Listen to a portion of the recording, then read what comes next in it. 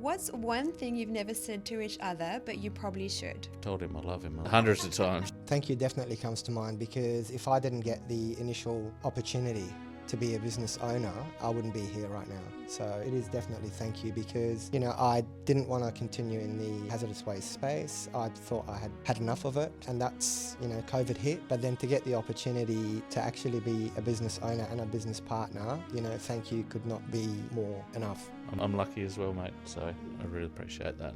I feel like we've probably touched on it, and I feel like reflected my appreciation and thanks. So that was the first thing that came to mind for me as well. But probably this is just the beginning is the next thing that's coming to mind. I feel like there's so much amazing potential and change coming for both of us. Finding ways to complement each other's strengths, right? You don't want to step on each other's toes. What Jimmy just alluded to, the areas of strength that he's got versus the areas of strength that I've got complement each other. And that's what's created this solid partnership. He knows the areas that I can really focus on and get the goals that we're achieving, and vice versa.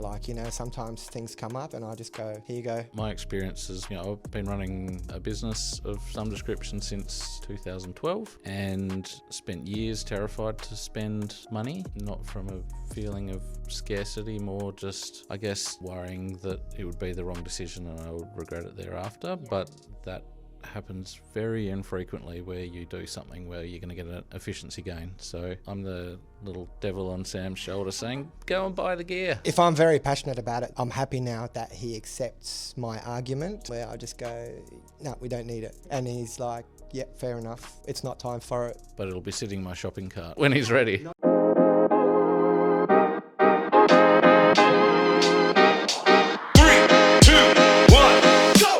Hello and welcome to the Real Biz Life Chronicles, where we discuss all things business, branding and life from the Horizon Digital podcast recording studio here in Perth. I'm your host Tracy Fryer, the founder of Design Studio Perth. And because Design Studio Perth is dedicated to helping business owners grow with distinction through captivating branding and design, we're offering all our listeners a free brand discovery. So if you find yourself frustrated with your current branding and marketing and aren't too sure where to next, use a link in the show notes below to book in a time to have a chat. Now, I don't know about you, but I find the best conversations are had over a great cup of coffee.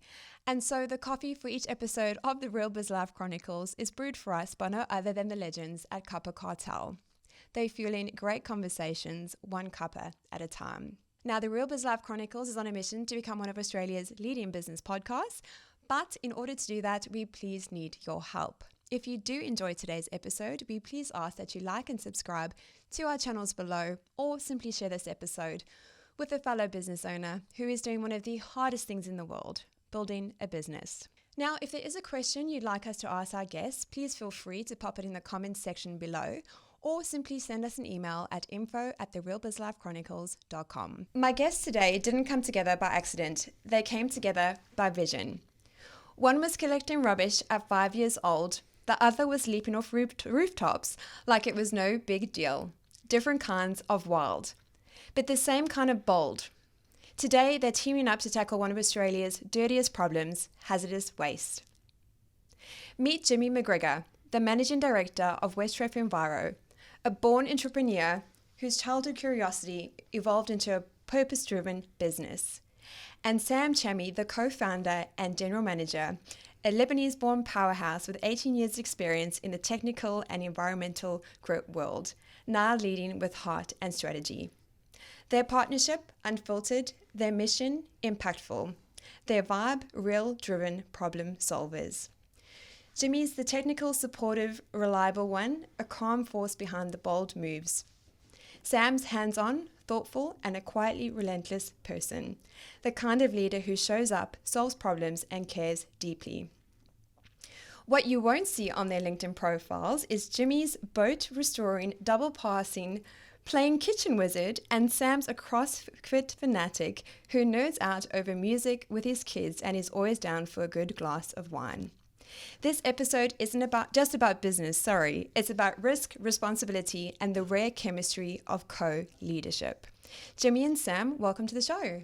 Thanks, Tracy. Thanks for having us. Yeah, I'm looking forward to our chat today. I thought what might be best, guys, for our listeners, if you could walk us through what Westref Enviro does. Sure. You can start, sir. Absolutely. Well, Westref Enviro was born out of the sister company Westref, which is a manufacturing business started by my father 27 years ago. And that business was working in the fire assay chemical and consumable space. So we were manufacturing hazardous chemicals in the form of lead flux, which has a high lead monoxide content. And over the years, lots of customers kept coming to us saying, you know, we've got all this leftover material at the end of the process. It's very hard to find places to dispose or to reuse it. Can you help? And for many years we said we'd love to, but we couldn't find a solution either. And then over a beer with a mate, I heard about a new solution coming in the Australian market, and that really started the journey. I went and started talking to people about it and found that we did have some options where we could help our customers, and that's really where it was born from. Yeah. So once I'd started that process and started tinkering with it myself, reignited my interest in the waste industry. I saw that there was just opportunities everywhere you looked, in the fact that people were starting to care about what happened to materials at the end of their life.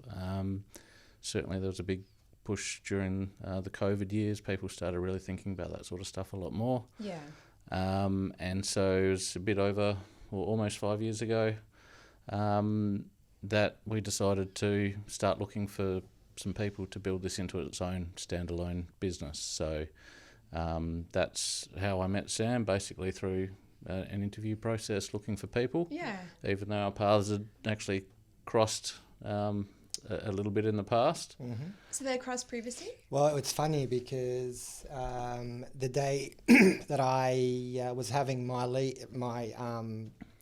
leave party from my previous employer in the hazardous waste space, we were in the same bar, but we never knew each other at the time. So, oh my goodness. yeah.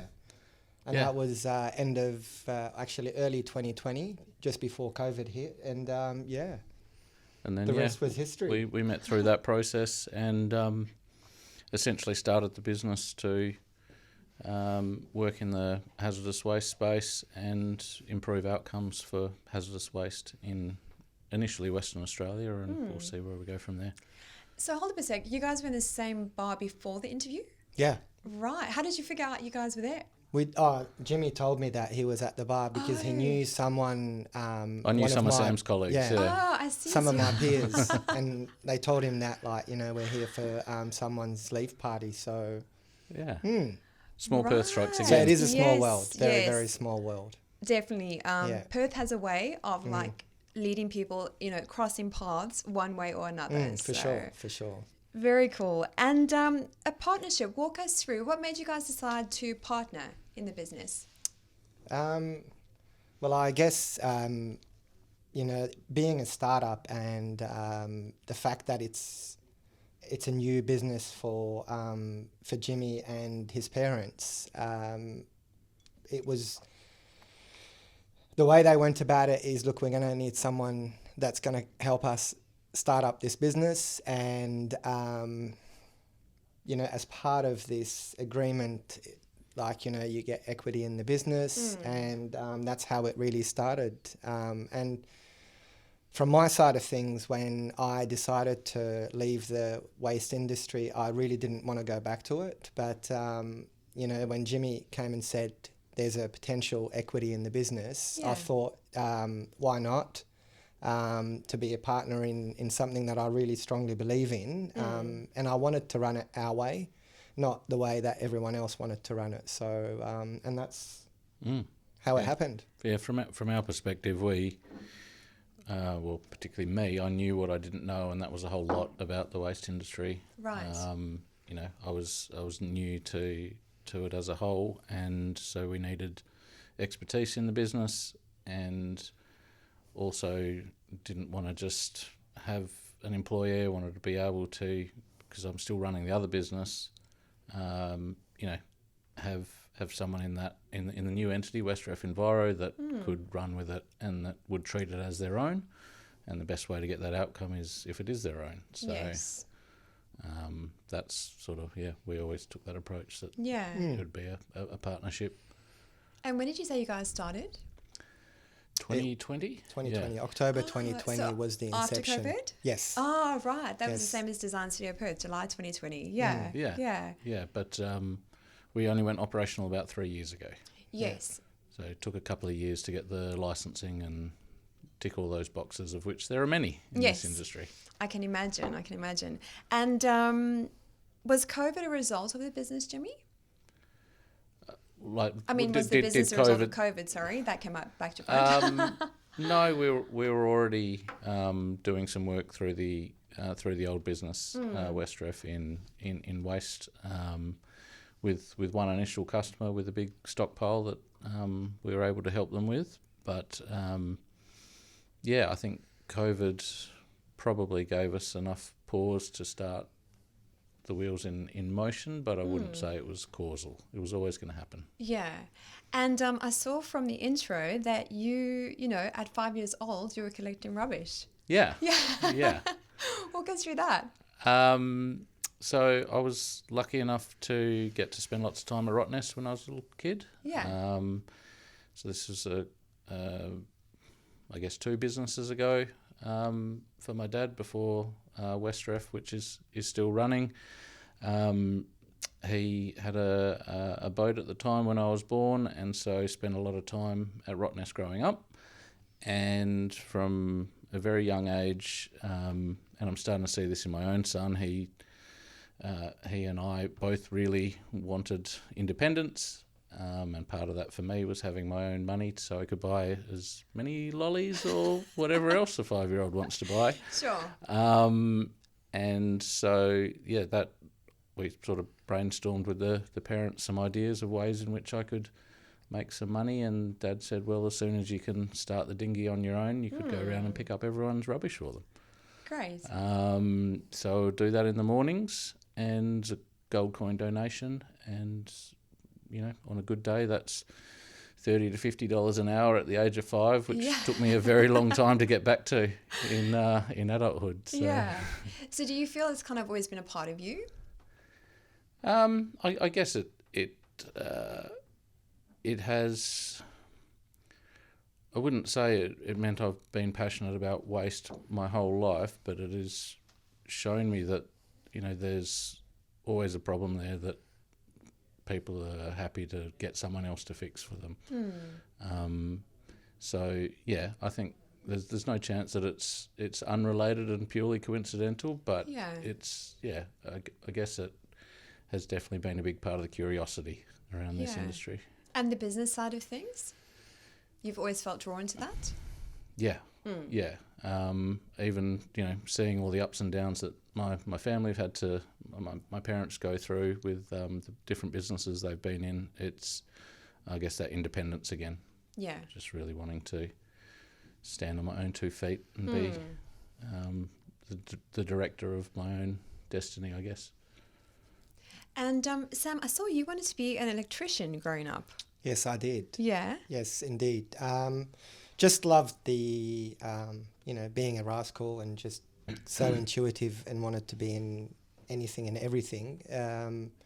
My dad used to tinker at home even though he didn't have the license. I just was fascinated how you can connect things and just get them to work.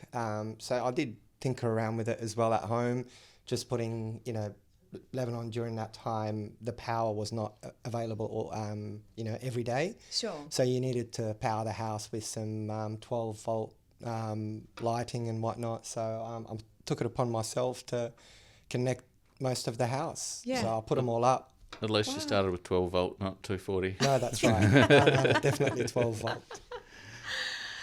And how do you feel it shaped your current path? Well, how did it change? Just being inquisitive and just trying to make things happen. Like I wanted to see the end result. And that's what I'm passionate about, is not just starting something and not finishing it off. So I guess just being so intrigued, just made me realise that I have a passion of solving problems and, trying to achieve something from nothing. So that's how it all happened.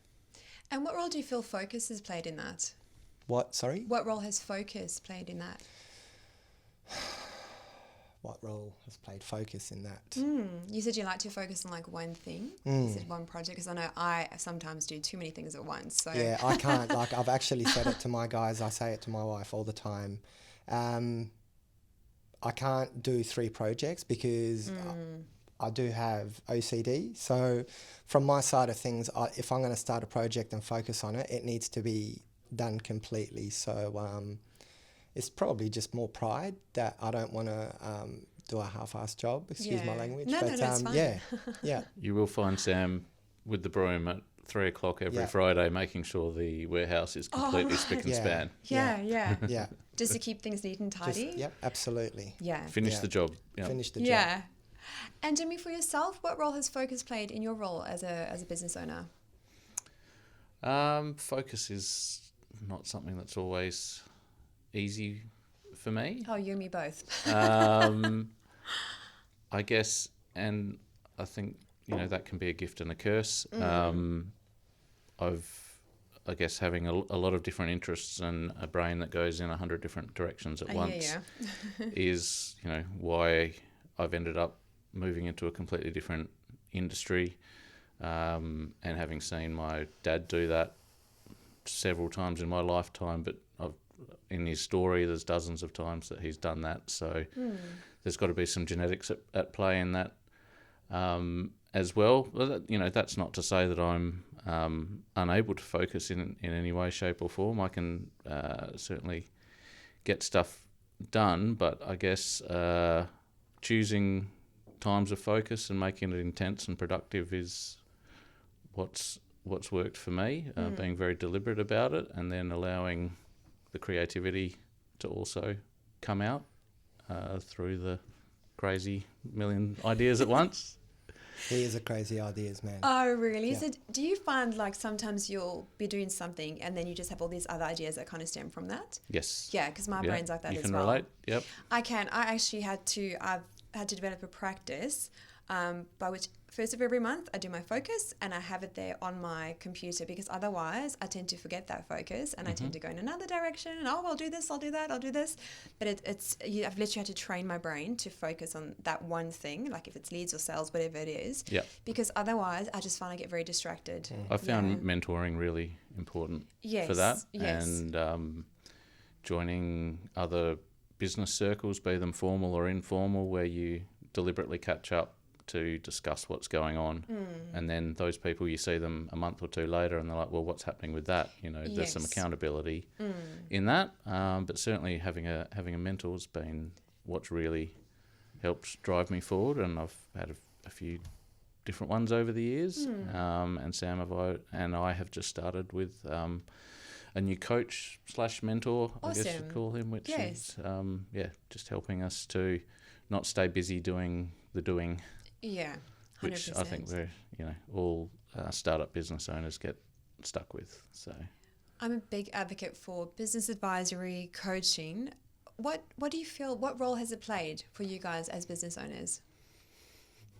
Well, we did start with another coach helping us in the journey for the first couple of years, and that certainly helped to have some accountability, and to make sure that, especially when we weren't operational, that we weren't just drifting. Sure. We owe him a lot for his help on that side. And then the new coach that we have is really only we're 3 months into it. Yeah. So that's about, now that we have a business that's running sustainably, about moving it from being where it is now to where we really see that it can be. So and whilst we're both capable people, when you're busy running the operations, Sam's very operational in Enviro, I'm very operational in Westref, do you always have the discipline to sit down and do the strategy and then make it happen? We've got plenty of ideas, but it's very easy to drift. Indeed, we noticed that yesterday as well, where we had ideas, and I think having a mentor and a coach makes a huge difference. I think it just highlights the certain areas that they need to shift our focus as well. Yes, and like Jimmy was saying, you can get bogged down with operations, and I'm happy to just live in operations forever. But at the same time, business doesn't grow unless, you see it from the top to the bottom, not just from the bottom to the top. So, yeah. And Jimmy, did you say you guys had a coach before you actually went operational? In the early days, yeah. Oh, right, yeah. Because most people think you only engage someone when you're kind of operational and up and running, so...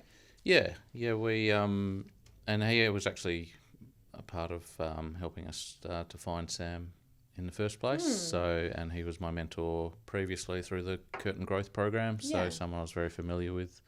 It was, I think, useful to start with that support there. But then, I guess, things evolve. Yeah. Indeed.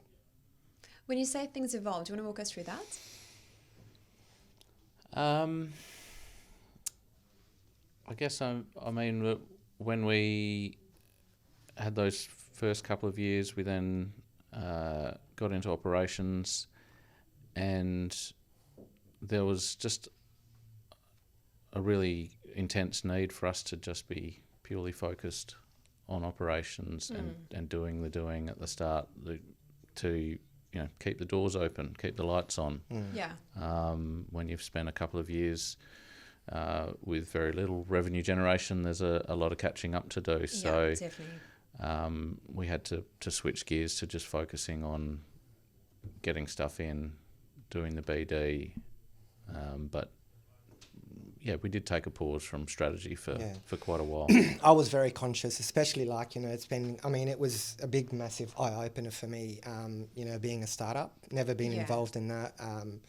In my previous life, working for big corporate companies in the waste space, a lot of this is already done for you. You're just focusing on the areas of expertise, whereas, starting from the ground up, if you don't have the foundation right, everything is going to collapse. So it was very, very important to get that foundation right. Not sort of blowing my own windpipe, but I knew that I had the operational side sorted. And from my side of things, I needed to prove as well for my partners, what I'm capable of operationally. So I knew I had that down pat, but it was more to do with, okay, so how are we going to get the runs on the board? So you can sit there and focus on the sort of high level stuff, but to actually get the runs on the board, like what Jimmy was saying, you just need to get on the ground, and it's a lot of grunt, it's a lot of hard work, and it paid off. And to be completely frank, you have to also acknowledge there's always a cost where you're engaging advice. Always. And whilst I'm very glad we did it in the early days, that was a pretty big call to have more costs up front rather than going really lean from the get-go. So when we got operational, we just had to focus on that for a period. And one thing I've learned through coaching and advisory, someone can advise you till they're blue in the face, right? But if you don't actually do the hard yards and implement what they've advised you on, well, nothing's going to change, right? 100%. Yep. I'd love to know, guys, if you had one bit of advice for a startup, what would it be? Do you want me to start? Sure. Sounds like you've got one in the barrel, mate. To be honest with you, it's an easy but a hard question as well. It really depends on the industry. The industry that we were in, you don't want to, get the saddle before before the horse. So Yeah. to me, you got to be able to talk the talk and walk the walk. It's hard work. It's not for the faint-hearted. You got to be able to, everyone says, you don't have to do a lot of hours and just flog yourself. But at the end of the day, it is hard work. You've got to put in the hard work, and it pays off. You got to be passionate. You got to try and engage the right people, have the right culture, have the right vision, have the right partners who also believe in what your story is, and above all, trying to make sure that you have that focus, or you have that future vision that you're trying to achieve, like that goal that you're trying to achieve. Otherwise, you just sit there and just work for no reason. So you have to have an end goal that you're trying to reach. And what is that goal for you guys? Well, how to put it? It has evolved a bit, because we started in the way we did with help, not just us sitting around in the office deciding let's go license a hazardous waste transfer station. We did a lot of navel gazing at the start to decide what the direction that we wanted to go was. And for me, as a new entrant to the waste industry, I've had a lot to learn at that stage, and I'm still learning every day. I am fascinated with new technology, and because I'm a bit of a scatterbrain, I'm always looking at all these new ideas and different things that the business could have done theoretically at that point. So I had a lot of ideas around that space, whereas Sam, coming from his background, the big learning for me in those early days was, there's no point having a great piece of technology if you don't have the waste volumes to back it up. Yeah. You need to have secured a pipeline for something for that technology to process before you go and buy it. It might do something amazing, but if you can only get 10 kilos of it a year, what's the point? Yeah, precisely. So the initial focus and vision was, to, in the medium term, have bring new technology to the West Australian hazardous waste market to improve waste outcomes in the state and improve, reuse and recovery rates, reuse and recycling rates, I should say, and that's still there. But I would say the vision at the moment is more short term. The short to medium term goal would be than we started with. Yeah, the short to medium term is to continue to grow the team, and increase our service offering. Find what the pain points are for our customers, because that's where it all starts from. If you know what your pain points are, and you're assisting and helping your clients find a solution for it within that whole reuse, recycling and recovery space, it opens up a lot of opportunities, and everything comes down to sales at the end of the day, and that's what provides the growth to any business. So to us, it's just focus on providing that service to our customers, and ensuring the team continues to grow and just have a solid culture. Where it takes us, I don't think we're looking too far. We are taking it that bit by bit to just make sure that we're successful. Don't want to get too carried away and then just fall in a big deep hole. So from my side, it's just being proud of what we're achieving currently and just keep growing on that. Sam, I think you've highlighted something really important, is the pain points that you guys, that your customer or client might have. I think a lot of business owners don't actually set the time aside and give this enough deep thought as to what are the pain points they're actually solving for that person. Yeah, I've come across so many business owners. They're very passionate. They've got this key service, but they haven't really sat down and thought about those key things. So, did you guys? It's come essentially back with like buying the technology when you don't have the stream for it. You know, or in lean manufacturing, big things over processing. You're giving people more than they actually want. Yeah.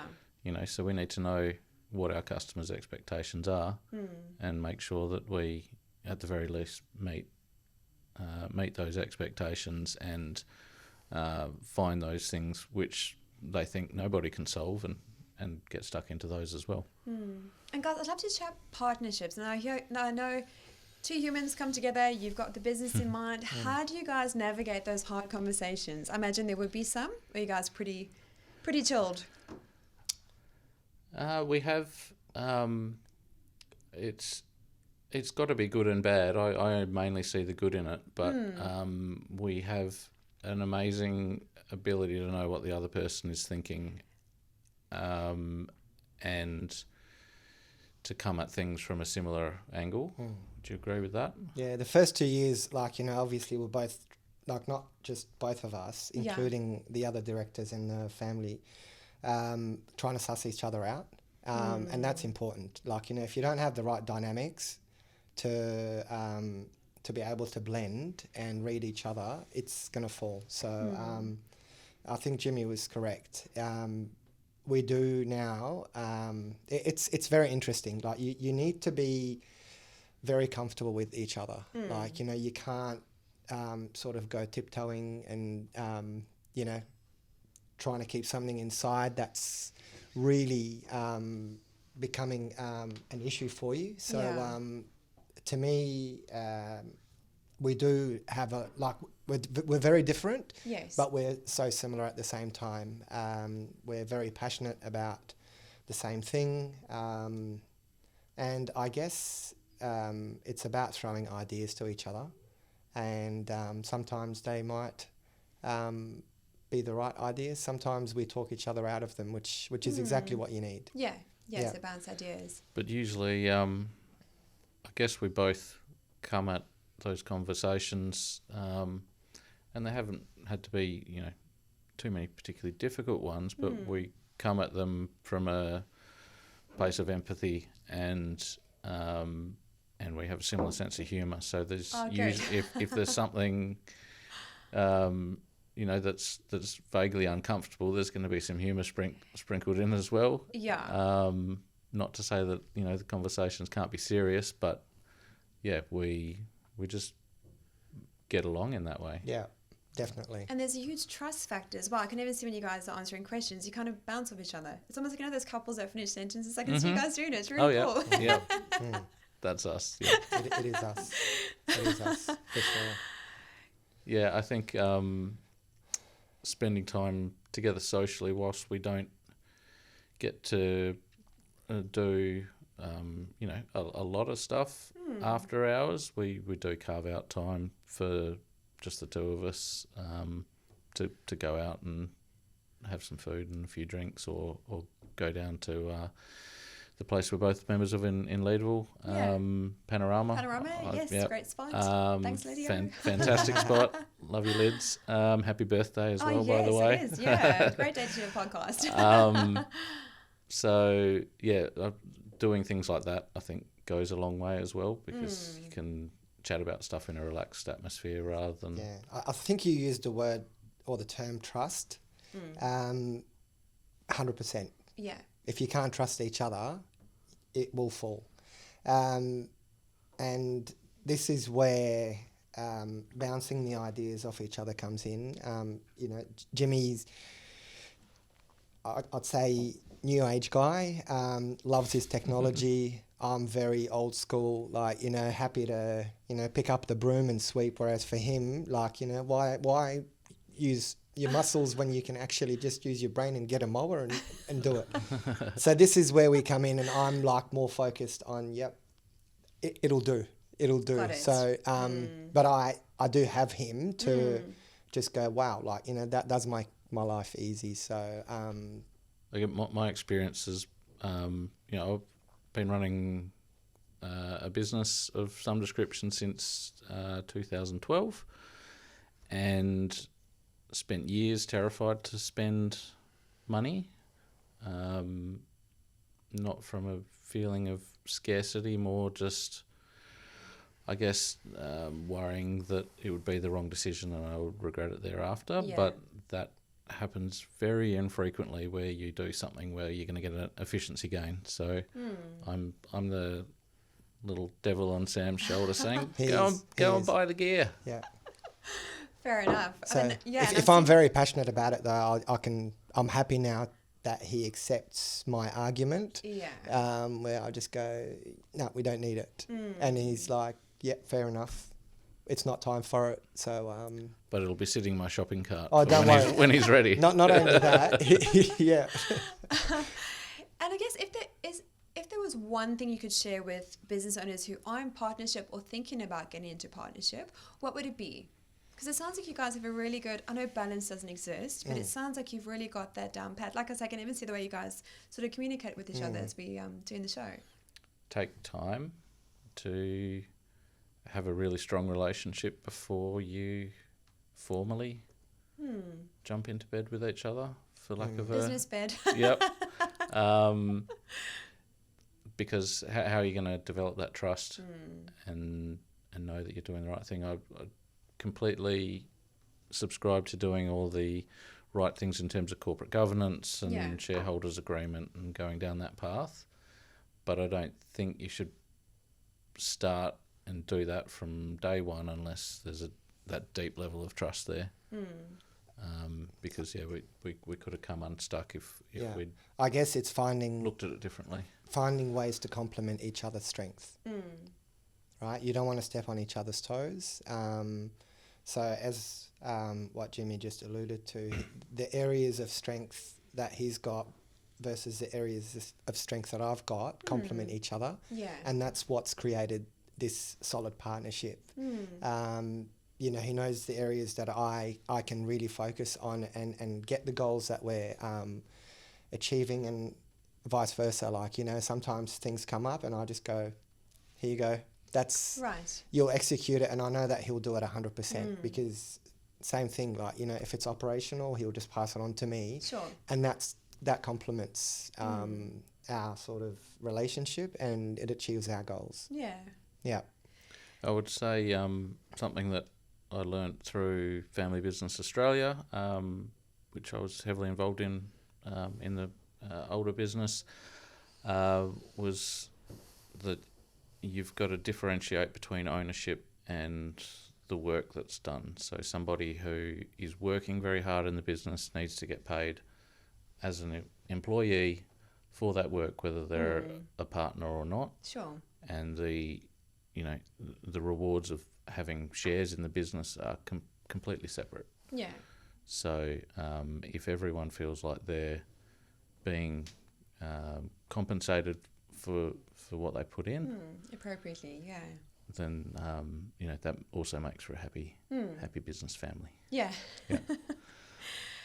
Guys, what's been the biggest holy shit this is real moment since launching Westref Enviro? It's a very big sigh. It's got to be when, from my perspective, I'll love to hear yours, Sam. Yeah. When we were transitioning, so the site that we're in now, we used to be manufacturing products in there, and we'd built another facility and moved that business over into there so Enviro could occupy this site. But there was a crossover period, and I think when we had waste coming in while we're also trying to disassemble a plant, and I was even still running for a little while, wasn't it? Still trying to basically run two businesses under the one roof for a little while, and we opened the doors and people started knocking on those doors immediately. For me, that was the wow, okay, well, there's going to be a bunch of work to do here. We better hurry up and move out. What about for you, Sam? I guess the same thing. For me, when the license came through, and it is a long process, you've got to make sure that you have all your your controls in place. You've got to make sure that you can deliver what you're promising. And then insurance came through, and everything happened so quickly at the end. Yeah. As it does. And I mean, it was very, very satisfying. And again, having to work with Jimmy and Graham and Kathleen, for them it was something new. So for me, I was waiting for that wow factor, and I knew it was going to come. And the question was like, when do you think the waste is going to come in? You know, the warehouses were still empty because we didn't have the insurance in place yet, because you had to work on it. And then, believe it or not, it was 4:00 in the afternoon on the 14th of August, 3 years ago. There was a truck waiting outside, and the insurance documents came through, and the doors opened. Wow. And the rest was history. Yeah. It was like 3 months after that, and the warehouses were full. You know, for them to walk in and go, wow, like, you know, this is actually happening. Yeah, that was it. And I had a 3-month-old at the time, so I didn't know my what goodness, way was Jimmy. up. Yeah. Yeah, Wow. we'd moved business, had a baby, All at the same time. started a new one. Yeah, that time is a complete blur. Yeah. Yeah, for me, I can yeah. imagine. Did you find some days you were kind of you just were going? Oh, it was regretfully, not around a lot for the very early days of my little fella's time. You know, I'd get up and get to work at 5 a.m. and leave at 6 or 7 at night. Wow, And rinse and yeah. repeat. Because there was just that much going on, plus a 2IC with a broke. Did he break both his legs or just Oh one? my gosh. Yeah, Yeah. and wow. and then another manager got moved into a different business at the same time, and there was only really 3 managers in the business, so Gee. that was Hailing. yes an absolute blur.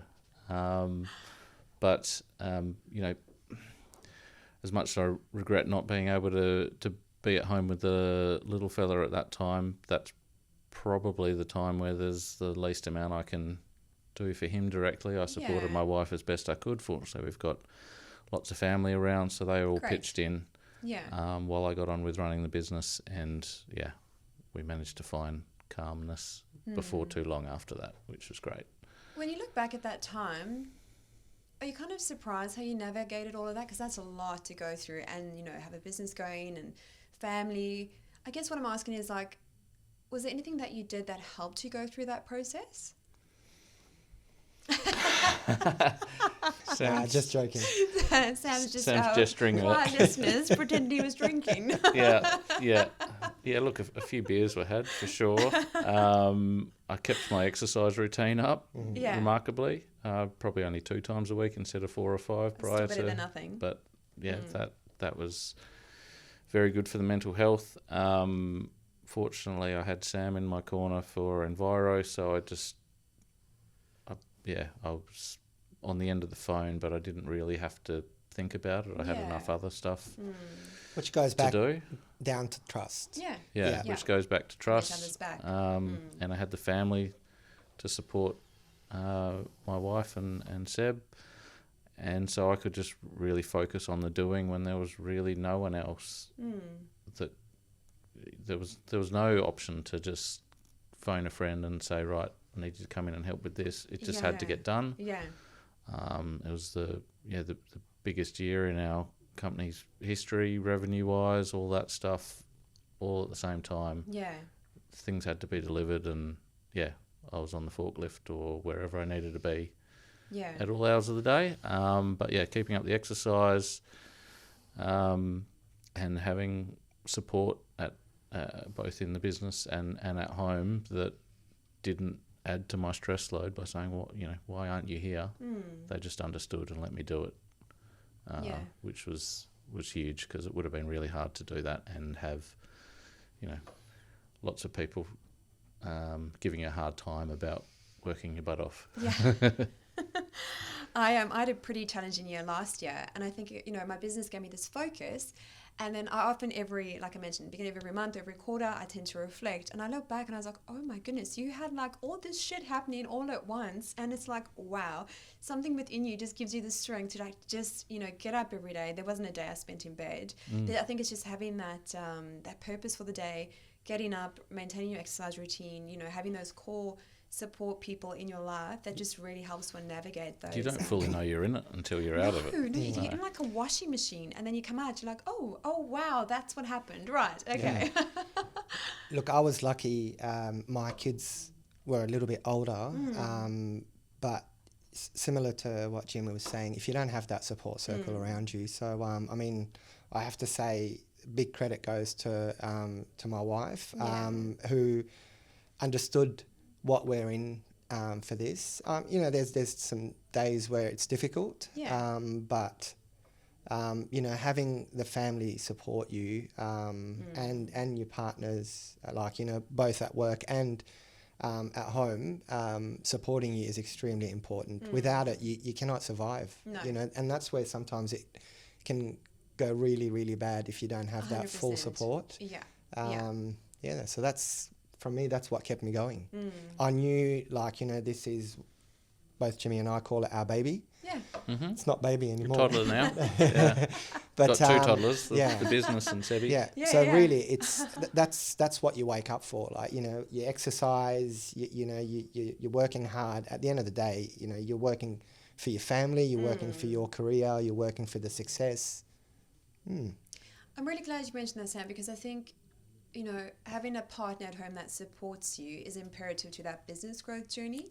100%. Because I think if you don't have that, you might have it and then it changes. And I think it's always good to check in and evaluate, are you still kind of growing together or have you grown apart? Because sometimes that happens, and I'm speaking from personal experience, that happens as well. So I'm really glad you highlighted that, because I think often people might just not understand, I'm driven, I'm working for my family, this is for my goals, but the person at home is kind of not on the same page. So thank you for bringing that up. Yeah, I think it's not always easy to get that alignment. No. And a lot of communication's needed to have any chance of succeeding in that. And for I guess there's got to be buy-in in the vision, the reason you're doing all this stuff. Your partners need to fully support that as well. It's not just about bringing home money. No, so much more than that. Being in part of a business is got to take a very long-term view. So if I go back 5 years when he said, "Yep, we're going to start up a business," I said, "Yep, give me the weekend so I can think about it." I went home and I said, "We're going backwards because we're going to go forward." And that's, to me, that sticks forever and ever. You have to put your hard yards in, but there is reward at the end. At the end of it, short-term pain, long-term and that communication part that Jimmy was saying is so important, because you can go and, on your own tangent and, decide to do it yourself without communicating, and it'll definitely cost you a lot, mentally, physically, career. Yeah. So it is very critical to communicate and make sure that you keep them along with your journey. You don't want to completely isolate yourself and not bring them along on the journey. No. And guys, kids are almost old enough to start driving the forklift, so that'll be good. Just kidding, they've got a few years to go yet. Do they want a graphic designer job? Guys, I do believe congrats is in order. Did you want to share your fantastic news about your ISO? Oh, yes. God, it's only a week ago, but it feels like ages. Brag away. I'll let you deliver it, Sam. Look, before I speak about the triple ISO certification, we really need to have a special mention to Graham Leppard, who without him we wouldn't have achieved this certification. It was a long process. It was something that we were very dedicated and motivated to achieve. And just recently we went through the stage 2 of the triple ISO accreditation, which is environmental, health and safety and quality. Yeah. With no minor or any non-conformances, which is always is outstanding. It's a credit to the team. I always speak of the team. It's something that we had aspired to achieve. We knew we weren't there, especially at the start, because you're building. But as soon as, we had the right people, the procedures and the processes that we had in place and the reputation that we had, both, with customers, suppliers, regulators, that played a massive role in us achieving triple ISO certification. So, yeah. Amazing. Yeah, it was a big call to go after it because it's a bit of a bigger business level of accreditation, although it is becoming more common for smaller businesses to have it. For a business of our nature, there's a lot to be done, and with that comes cost. So biting that off when you're small was a leap of faith, but we knew we had the right man for the job in Graham. So, we got over the line last week, which is fantastic. Congratulations. Such great news. Thank you. Really, really cool. Yes. So, watch this space. The website will be covered in ISO ticks before you know it. All over everywhere. Guys, I want to move to the rapid fire round. So how this works is I'll mention one word and I'd love to know the first thing that comes to mind. So Sam, we'll start with you and then we'll go to Jimmy. So the first word is leadership. What does that really mean to you? Everything. Cool. Jimmy? Straight to me. Empathy. Empathy. Alrighty. The next one is risk. Where has it taken you? Becoming a business owner. Yeah. Same. Yeah. Cool. Jimmy? Into uncharted but familiar waters. Yeah. How do you mean? In completely changing industries. I'm a property valuer by trade. That's what I trained in, and then ended up in the chemical industry now, hazardous waste. Yeah. So, but taking those risks has always been well worth it. The last one is pride. What moment comes to mind? Business or anything? Up to you. Oh, wow. Or you can share one from each. Birth of my children. I have to say that was my biggest pride. Yeah. Yeah.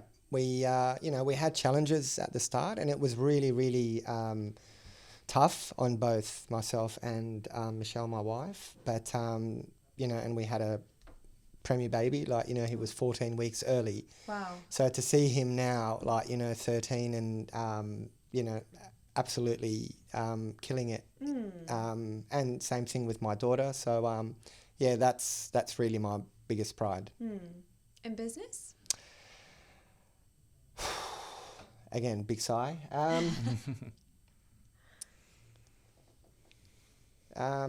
Achievement. That's my biggest pride is what we're achieving. Yeah. Perfect. Jimmy? At the risk of sounding repetitive, No, of it's course, the arrival of my baby boy and taking the leap to become a dad. I never wanted to be for very much the majority of my adult years. I always thought I'd have no kids. Right. And when I met my wife, things changed. And so, I'm really proud of the little guy that we've created and I guess of myself for changing my mind. Yes. So your wife did that? Yeah. Just hadn't met the right person yet. Yeah. So, Fair enough. And in business, I think culture is always a huge thing for me. And I'm hugely proud of the vibe of Westref Enviro.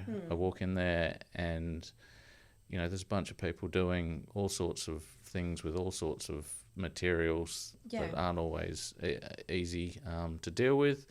And they're doing it with a smile on their face because of the culture and vibe that largely Sam has promoted and created with his leadership.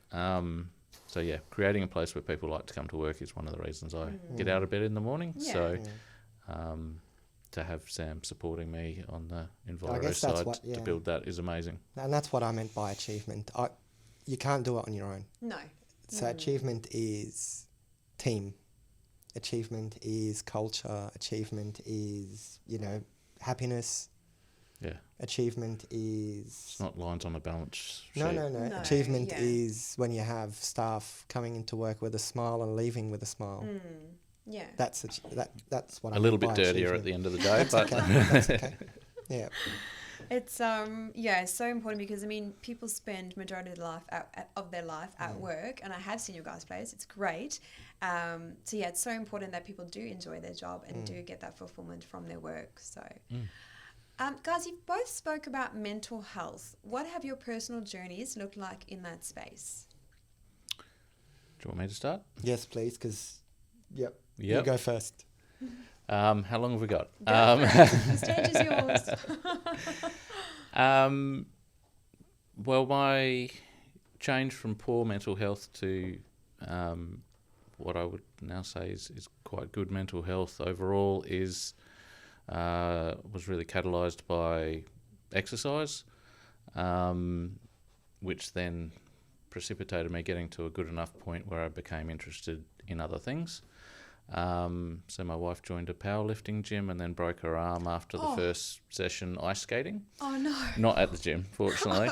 But she dragged me along to that, and I'd signed up, and so I just kept going. And within a few weeks, because of the culture of the place, I ended up enjoying it, whereas I've always hated, in inverted commas, going to the gym. But this became my happy place. So that then, I guess gave me enough health and confidence to feel good enough about myself to decide that I was worth spending some more time and energy on, which I guess the next big step I took was in getting a coach specifically in that space. A lady named Laura Rocha was my EQ coach for a couple of years, so that was really around starting to learn about myself. And so I did that for a couple of years, and then met who is now my coach, a guy called Bodhi, and I always felt like I had this gap in my wheel of life, if you've seen those sort of models where you say like where you're at and things in spirituality, and my work with him has sort of filled what I felt like was a gap there. I think I know Bodhi. He's great. Yeah, probably through WA Leaders? WA Leaders, Yes, I didn't know speaking of, yeah, he's good friends with Rupen. And so that's really around doing the inner work, meditation, which really helps with the scatterbrain. Yes. So exercise, knowing myself, and then going a bit deeper is sort of where I'm at the moment. Yeah, great. And definitely helps at home with small children to be in a better place, because I couldn't do what I'm doing now where I was several years ago. Yeah. So Yeah, thanks, Jimmy. yeah. I'm Sam? probably a little bit different, and it is very, very important for me. For a number of years, I thought, I'm tough. I can manage all that on my own. Yeah. Don't need to talk about it. Don't need to speak out loud. Like, you'll be okay. You've survived so many things. You've come out of it.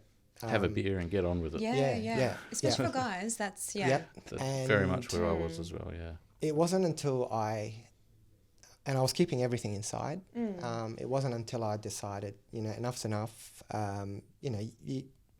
You seek to a lot of different things, whether it's drinking or whatever it is. But the way I found the light was to talk, right? As long as you talk and you feel comfortable to talk about it, there's no shame. You need to find someone who's not going to be judging you for saying whatever you needed to say and get off your heart, whether it's about work, whether it's about life, whether it's about marriage, you got to speak out loud.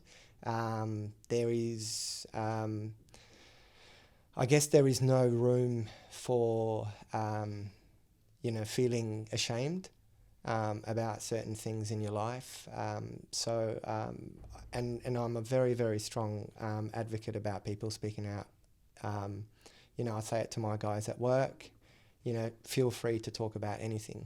There's nothing wrong with anxiety. There's nothing wrong with depression as long as you talk about it. And credit to you, mate. Some of them have come to you and been very open. Yeah, so which you is hold great. space for them. Yeah, it's very important. That is, yeah. Because it can drive to a lot of things. We've heard about suicide and whatnot, and it all comes down to that whole, I'll be okay. Yes, I'll be I'm okay. supposed to be okay. I'm supposed to be okay. But it's not until you speak out that, and you let people in your life to listen, that how deep in mental health they are, and like how much they're struggling. Yeah. Yeah. It's firstly, I'm really glad you guys have brought this up, especially for guys. I think ladies, we all chat the whole time. But I think a lot of people, myself, I used to drink a lot. That was my vice. And I think when I stopped that, I realized how much stuff I had to deal with, which is, it's confronting and you have to be super, super brave. Did you guys find it the same? Like having to deal with your, I want to say shit? Yeah. Yep, absolutely. Yeah. Absolutely. I think, sorry, my mentor Jimmy, says, the greatest fear of most men is to feel their own feelings. Yes. So just to actually acknowledge that they're there rather than be like, no, we'll put that in that bucket over there and we'll just go and do something else. Yeah, completely.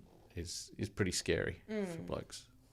Yeah, I think even like women though, we always say there's a Friday night wine, or I unwind by having a wine, or, I might feel a certain way and then I'll just have a, Prosecco. So I think for me that was my vice, and obviously letting that go, you kind of start dealing with the stuff, implementing an exercise program.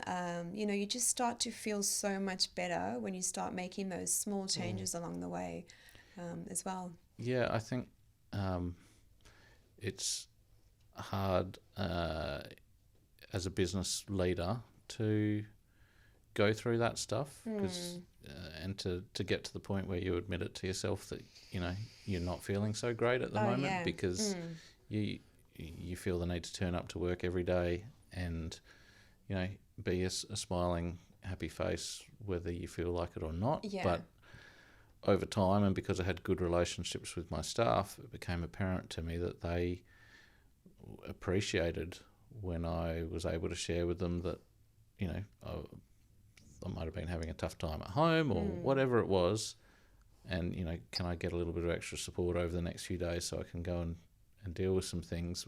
That's that honesty and openness has always been well received, but it's really hard to do. So hard. I mean, it shows that human side, right? But I think as leaders, I think you always have to be on the go, always be polished and perfect, and you can't show your cracks. But I think it's true what you've mentioned. When you show that more human side, it just makes you so much more real. Sam, what's one value or belief you refuse to compromise on?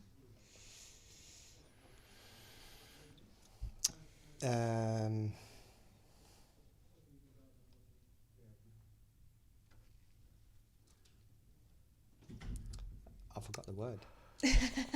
I'll go for one if you want. Yeah, go for it. Fairness. Fairness, yeah. Yeah.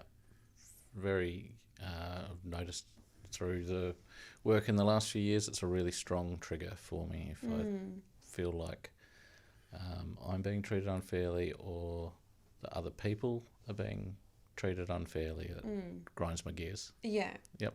So that's a big one for me. Are you saying let go of? Yeah, so what's one value or belief you refuse to compromise on? So what's one thing you steadfast on? Integrity. Definitely integrity. I would not compromise on that, especially like, being in this space. There's a lot of different things that happen, and I feel like, if you've got high integrity and you're doing the right thing, good things will happen. People notice. They do, yeah, definitely. Guys, what's one piece of advice you'd give someone? So I'm backtracking a bit, yeah? It's all right. If someone is struggling with their mental health, what would be the first step that they can take? Exercise, number one. Oh, Move I'm your into body. that. Yeah, 100%. It's Yeah. been, you know, I've probably been doing CrossFit now for 8 years. CrossFit for 9 years. You're hardcore, Sam. No, 8 years, yeah. No, but like, you know, I went through, you know, injuries and whatnot, but, you know, the day I entered that first gym, it took 3 months, right? And it was hard work, but where there's a will, there's a way. And I knew that that was going to be the change that I needed. And it is amazing how much it helps you mentally, physically, just unbelievable. And there's community there as well, right? Yeah, the Which community is always important. If you're looking to shift, I think that, you know, exercise is important, but if you can find your people to do it with, that's an added bonus. It is, definitely. But yeah, it doesn't have to be CrossFit or no, it doesn't have to be. Crazy I weights. just happened to, you know, enjoy it, and it was through friends who said, "Come down," and I'm like, "Oh my God, never lifted in my life, never." Yeah, and it took time, like, you know, and you sit there and laugh at yourself, but there was a goal, and it, as Jimmy was saying, it is the community, it is the support, it's the passion, it's the drive that keeps you going. And you said to me earlier, the first time you went to gym, you knew that was going to be the change. Is that what you said? Yeah. Yeah. The change to better as well. You know, a lot of people think it's just to do with weight loss, and I just felt better, like in every way. You know, your shape looks better, your mental state is better.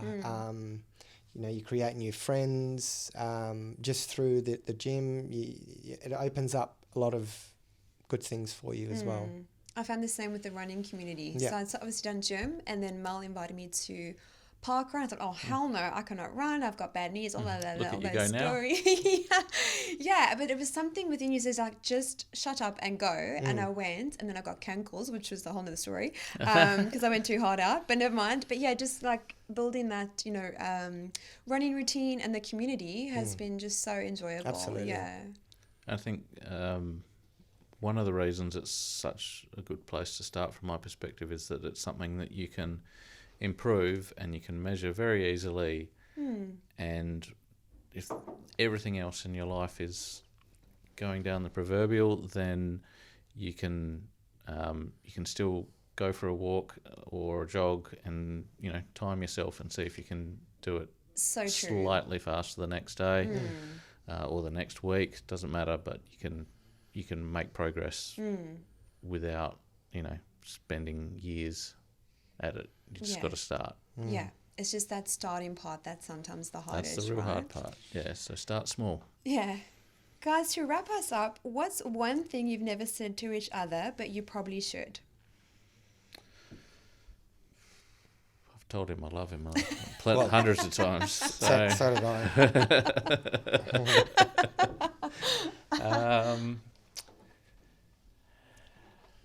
I haven't said to him. Thank you was coming to mind, but I think we thank each other I endlessly. haven't said to him. Yeah, so it's what's one thing you've never said to each other that you probably should? I was gonna be funny about it and just go, let's shut shop. Not yet. Thank you. Thank you definitely comes to mind, because if I didn't get the initial opportunity to be a business owner, I wouldn't be here right now. So it is definitely thank you, because, you know, I didn't want to continue in the hazardous waste space. I thought I had enough of it. Right. And that's, you know, COVID hit. But then to get the opportunity to actually be a business owner and a business partner, you know, thank you could not be more than enough. Appreciate it. There you go. I'm lucky as well, mate. So I really appreciate that. I feel like we've probably touched on it, and I feel like I've reflected my appreciation in thanks. So that was the first thing that came to mind for me as well. But probably, this is just the beginning is the next thing that's coming to mind. I feel like there's so much amazing potential and change coming for both of us. Absolutely. And I'm pumped. Awesome, guys. And one thing I just want to say, from our conversations, I think something you guys really understand that a lot of business owners don't, and I've learned this with my mentor, is that it's short-term pain, like you do the hard yards Absolutely. for that long-term gain. And that's something I was clueless because I'm impatient as well. So I want stuff done yesterday, but it's just like making those incremental changes every day, those 1%ers that all leads to that bigger goal and that See, reward. I had prepared myself for that. Yeah. So I was mentally and physically prepared when I went in that's what it's going to take. Right. Didn't know what the foundation's going to look like and what setting up a business is, but I knew the mechanics behind it, but I was prepared. So that's why I just went all gang ho. I think I saw a clip of Jimmy Carr, the comedian, usually very, very crass. I'll keep his jokes off the podcast, but so good. this was a more serious one. And I think someone asked him what his best piece of advice was, and he said, well, every self-help book, religion, all this stuff out there around bettering yourself, it all comes down to 2 words, and that's preference later. So do things today that will improve things later. So, exercise is that sort of starting point we talked about, but there's, it's about looking beyond what's happening today. But I would probably add to that and say, make sure you're enjoying the days while you're doing them as well. Yes. And final one, I promise. What's one thing Australians or people in general could do to help with the waste side of things that humans produce? Recycle. I come across so many people that don't say, Yeah. just shove it in the bin. I'm like, why? No, recycle. Everything can, not everything, but we can, if everyone plays their part, and we are in the hazardous waste space, we can recycle and recover so much from the waste that we generate. I would add to that by saying, be curious and go out and learn more about the recycling part of it, because education's the big barrier. If people don't know that certain things should not go in certain places, then you end up with contaminated waste streams, which then are harder to recycle. Yeah. So the more people know and understand what they're able to do in their own local context, and they adhere to that makes Helps everyone's life a lot easier. Education is very important, but seriously, everyone has to play a part. If we can't do it together, we'll always fail. So from a very basic step one someone can take is just using the correct bins. So if you've got a red lid, that's your rubbish, your recycling bin, green waste. And that's your general household waste. But as Jimmy was saying, there's a lot of contaminated waste that you can still recover so much from it to recycle a lot from that waste stream without just, using landfill as an option or, doing the wrong thing. Yeah. Credit to my parents, they were already on this journey before we started Westref Enviro, but they started taking a very strong interest in recycling before the business started, and I'd go around to their house and they've got all these separate boxes in the garage for slightly different waste streams. So, you got batteries obviously is a big one, but the HDPE lids that you get on top of containers, whilst I think they can go in the yellow bin, if you separate them out, it's a lot easier to recycle a homogeneous stream of those lids. So there's places where they go and drop them off on their way when they're heading down past Fremantle. So you can take it as far as you want. Step one is put the right stuff in the right bins, but then if you learn what other capabilities your local shire has and where stuff can go, that's evolving all the time. And where Westref Enviro is as well. And 53 Chisholm Crescent, Keydale, WA. Where's the best place for our listeners to go should they wish to, sort out their waste or connect with you guys? connecting with us probably through the website. Through website. We've got our numbers and email addresses on there. Yep. LinkedIn is good as well. We're largely B2B. I think it's probably worth pointing that out. Yeah. So we're not, whilst we're a transfer station, we're not like a community drop-off point. But anyone with any headaches in terms of the waste streams that they're generating, or even without headaches, if you'd like another opinion on what you're doing, we'd be very keen to hear from you. Great, guys. Well, thank you so much for our chat today. Thanks, Tracy. A big fan of what you guys are doing, because I have got to know you guys better. So please keep it up, and please keep being advocates for mental health, especially for men. Thank you very much, Thanks, Tracy. guys. Appreciate it. Thanks, Tracy. Cheers. Cheers.